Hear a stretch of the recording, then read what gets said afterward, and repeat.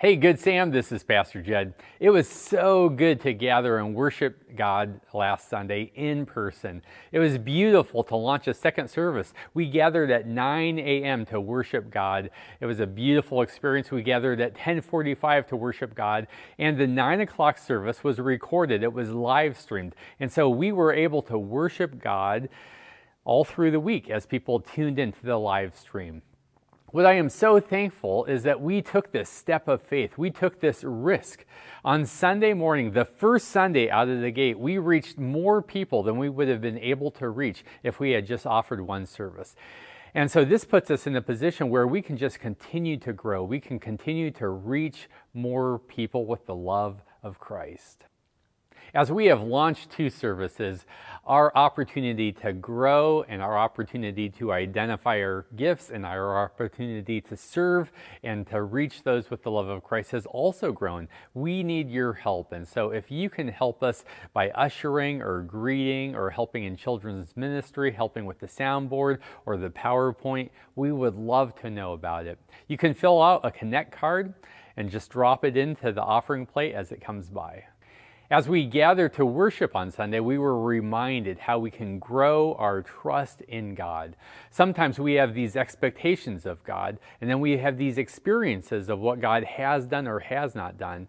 And often when we have expectations and experiences that don't match up, there is this gap. We've been talking about how to fill that gap. This week, we were reminded that when our gap involves God, we have the opportunity of embracing God and embracing the struggle, embracing God and tussling with God. Habakkuk teaches us how to do that well. And so I just want to remind you that if you're going through a challenging point, please embrace God and please struggle with God. Bring God your complaints. Bring God the conversation, stay in the conversation, and then stay connected in community. That's how we move through these difficult seasons together.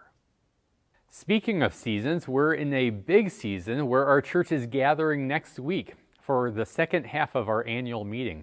We're going to be making some big decisions together, some decisions that we've been talking about and praying about and discerning for the last 2.5 years. We are going to be inviting our church family, especially our members, to come and join us after the second service. It'll begin around noon. And if you want to join us from home on Zoom, that's an option also, but you do need to register. We're going to be looking at what God is doing in the life of the church. We're going to be considering a new leadership structure proposal.